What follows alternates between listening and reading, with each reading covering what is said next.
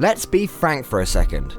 Any protagonist, no matter how big, or strong, or talented, or well-armed, could always use a hand, even just to dish out a few quick quips whilst delving through some dull dungeon. A little bit of good company can go a long way, and we're going to be ranking that company definitively as we count down our top 10 gaming companions. No offense to any humans out there, but animals are just all round better. Geralt from the Witcher series would certainly agree, as he obviously thinks very highly of his trusty set of steeds, all known as Roach. Take a break from the constant headache of Yennefer and Triss, the consistent will they won't they that will exhaust even the most emotionally dampened Witcher. Remember that there was always one character in the games that was always there for you, no matter where you were in the world, and never sought to mess you around, even if she had a habit of getting stuck on a building or two. We'll just call that one of Roach's endearing features. Whilst we're on the topic of horses, it feels wrong not to give an honourable mention to Link's ever-faithful companion Epona, or the series of horses you'll grow a pretty palpable bond with in Red Dead Redemption.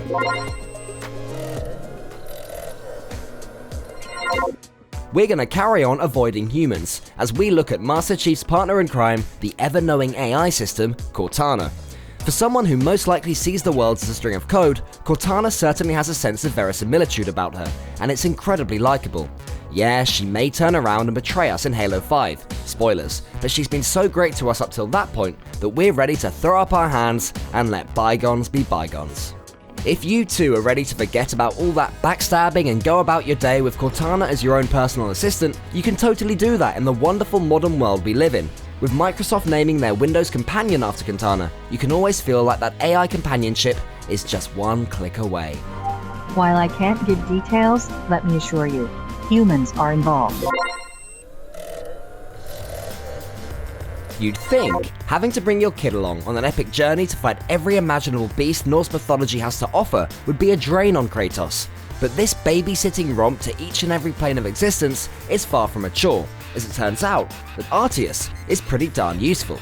He'll aid you in combat of his trusty bow and help you navigate through cracks and crevices that are too confining for the bulky manliness of Kratos' huge pecs and rippling biceps. He's far from dead weight, bringing a real sense of depth to the story of God of War, making it not just an odyssey for the ages, but a heartwarming story about family and fatherhood. I said no. It's time for another animal break, and the one companion that proved once and for all that dogs really are man's best friend. It's Dogmeat from Fallout. Initially encountered as a stray in the first game, if the player feeds Dogmeat and gives him some implied strokes, this canine compadre will stick at your side as you fight for survival in a terrifying post-apocalyptic world. Dogmeat's legacy was secured in the second game as a cameo, and returned in full force in the third and fourth games as a trusty sidekick once more, ready to help in any way he can, or just get up to mischief. Dogmeat's voice actor and likeness, a German shepherd named River, even won a few awards for her work in the game. Oh, what a good girl, which is just lovely in every way. You wanna come with me, pal?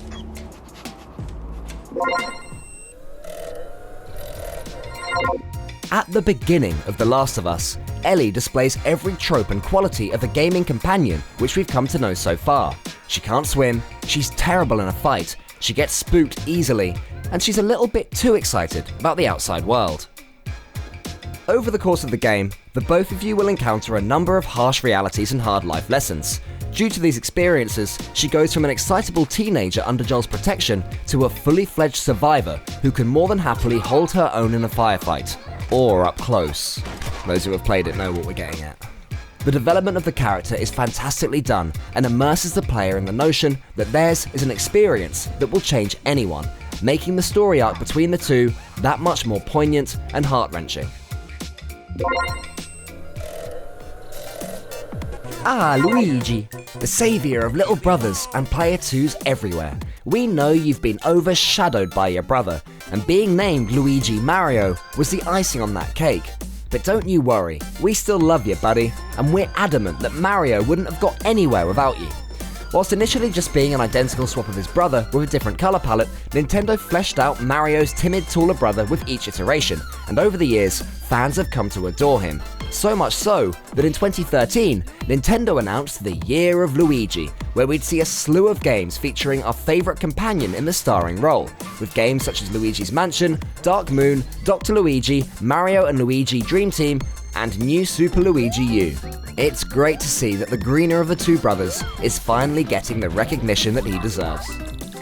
And to give an honourable mention to another of Mario's companions, we're gonna send some love Yoshi's way, as our favourite monster-gobbling, egg-producing, tongue-grappling dinosaur in all of video games.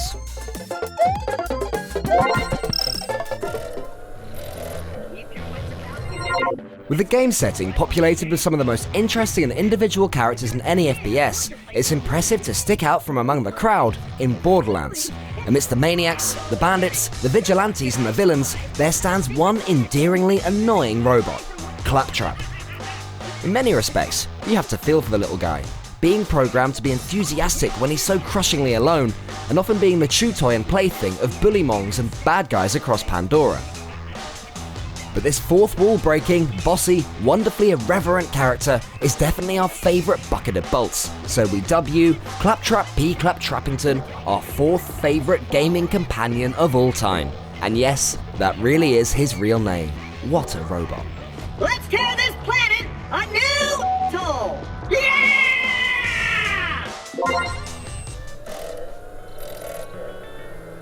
Why settle for one trusty companion when you can have two? That's exactly what Portal 2 provided, and whilst the power dynamic may shift, and each have their own tendencies to exterminate all humans, in certain lights both Wheatley and Potato GLaDOS have their undeniable charms. With the excitable, ignorant Wheatley, we get a friendly face with the makings of a respectable English robot butler. And he's voiced by Stephen Merchant. Sure, he'll get on our nerves just like Stephen Merchant, but he was trying his best to help us, or as it turns out, use us, so he can gain ultimate power and destroy us. Maybe like Stephen Merchant?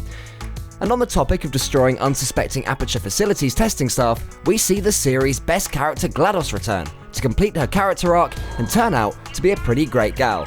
Granted, she's lost all of her immense power and is being kept sentient via a potato, but let's admit it, that just adds to the charm. Who would have thought that a potato could have so much personality? A female's role in video games used to be, let's face it, pretty backwards. Either a love interest, or someone to be rescued, or simply something to move the plot forward. Thankfully, those times have changed, and those of you who may still think it a burden to have a woman accompanying your manly, no-nonsense protagonist have clearly never met Elizabeth from BioShock Infinite. We can think of no more apt description of her than one lyric from Dan Bull's BioShock rap. I'm telling you, Elizabeth isn't a damsel in distress. She's the damn best wingman to ever don a dress. And what a wingman she is. She's certainly got her own talents, mainly tearing holes in time and space itself to turn any battle in your favour. But if you find yourself in the heat of battle and things aren't going your way, just rely on Elizabeth, who'll throw you a shotgun and tell you to get back in the fray. She does not mess around. Whilst Booker DeWitt is an undeniably formidable character who can stand up to pretty much everything Columbia can throw at him, thinking he can manage Elizabeth is wishful thinking. Whether she's knocking DeWitt out with a wrench and stealing his airship, or acting as the deadly femme fatale in the DLC, she's definitely one companion who can stand their own, and we feel lucky that she's decided to join us rather than be against us on our journey. You were dreaming. You kept saying your daughter's name, Sally. She's not my daughter. I thought... Pain and beauty. So picking this top spot was pretty tough. We knew with certainty that the best character had to come from a BioWare game, but then we were posed with an even bigger crisis. In several series with some of the most memorable, full-of-life companions to date, who could we possibly choose? We could give them their own personal rankings, but alas, we haven't the time. And besides, the whole thing would be ruined, as we'd eventually declare the best gaming companion to be Varric. She's not interested. Whilst everyone on this list has provided us with countless great memories as have accompanied us on countless quests, Varric transcended that.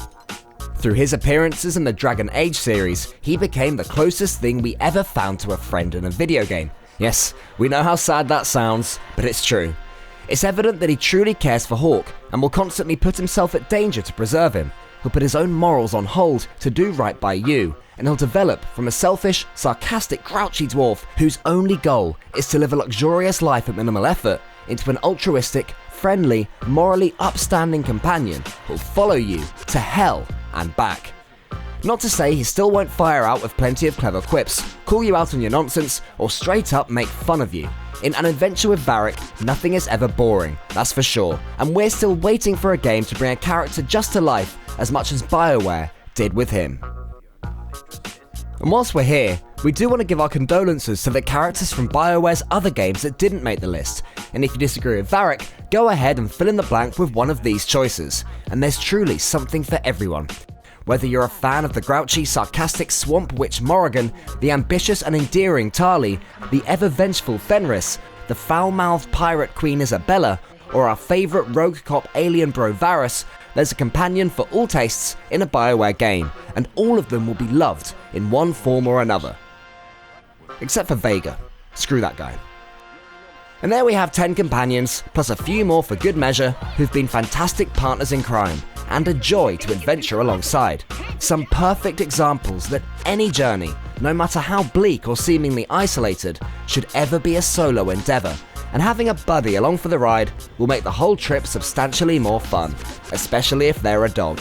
We'll see you next time, thank you for watching. Hey, boy, you know any tricks? Oh.